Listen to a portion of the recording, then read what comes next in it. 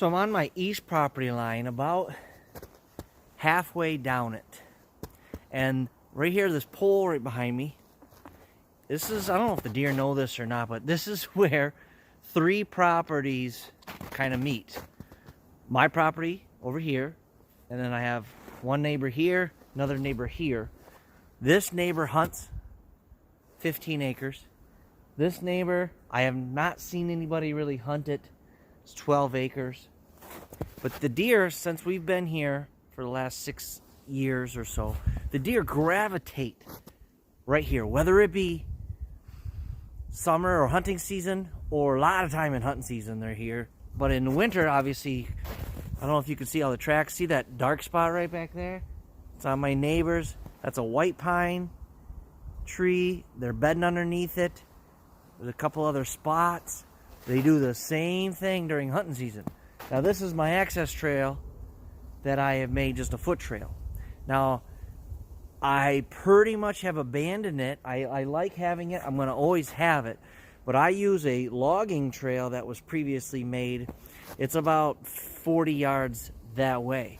Now I'll turn into my property so you can see that. See, you can see the trail that I made and all the kind of hinge cutting and just felling and kind of the mess I made. Create some browse. I just kind of was making a screen. There was really no exact purpose to this except just making this foot trail. But I'm gonna always wanted to get a blind up in that white pine, one of these white pines. I can access it right off the trail, right in there. My property is set up for morning hunts.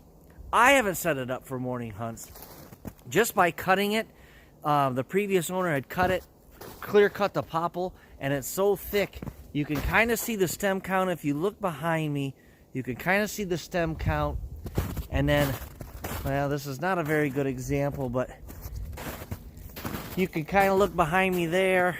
It's kind of thick right here, but my neighbors, that neighbor and that neighbor, is pretty much wide open. You can see, I can see 200 yards, 150 yards that way. I could see deer running.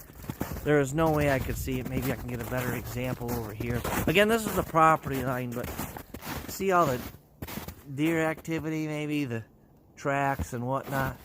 My property, lots of stem counts, and then of course it kind of translated into this guy's property too. But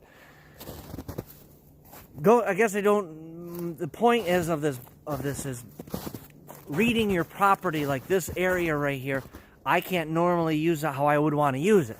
Hunt from, use the property line and hunt right here. The deer use this piece of the property a lot. Always have. They gravitate here. It's a little bit higher.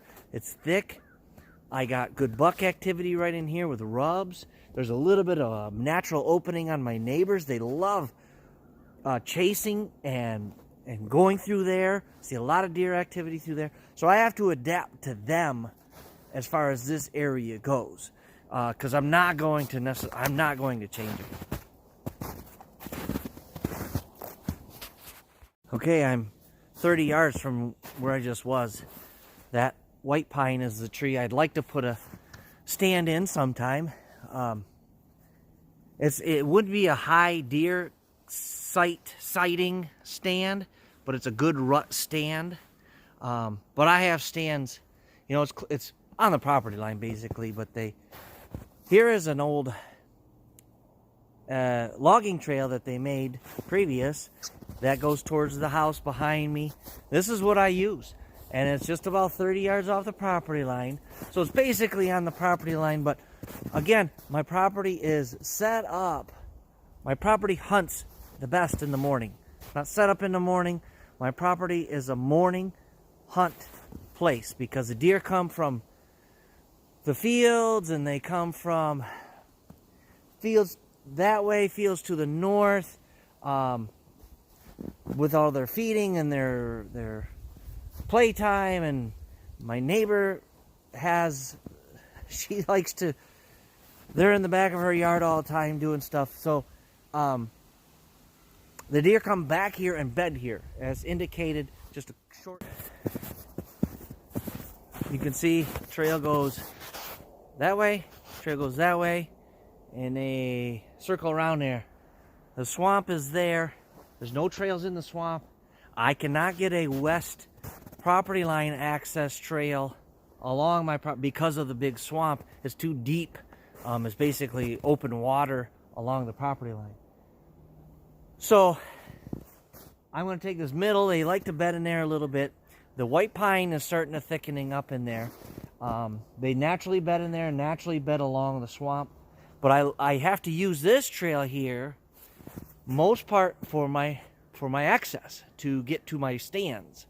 Most of the time it's early in the mornings, and it's usually during the rut. Now the deer that live here know that I do that, so they don't get as spooked as much as, say, the bucks that kind of come in chasing does, the deer that don't live around here as much or frequent this area as much. They are the ones that get spooked out. So I had mentioned that I wanted to kind of thicken this area up. What I think I'm going to do is just thicken the edges up. Kind of leave the middle. Maybe I'll make a couple beds in there or not, but they bed in there anyway. So that'll just kind of create some structure. Maybe allow my scent or their sight little deteriorating off there. But I've conscious of that, so when I come out at night, every time I almost come out at night, I'm kicking deer out of here. I'll see a tail, I'll see some brown movement. They don't blow, they don't do nothing, they just crawl out of here. And you never, if I wasn't paying attention, I would never know that they were even in there.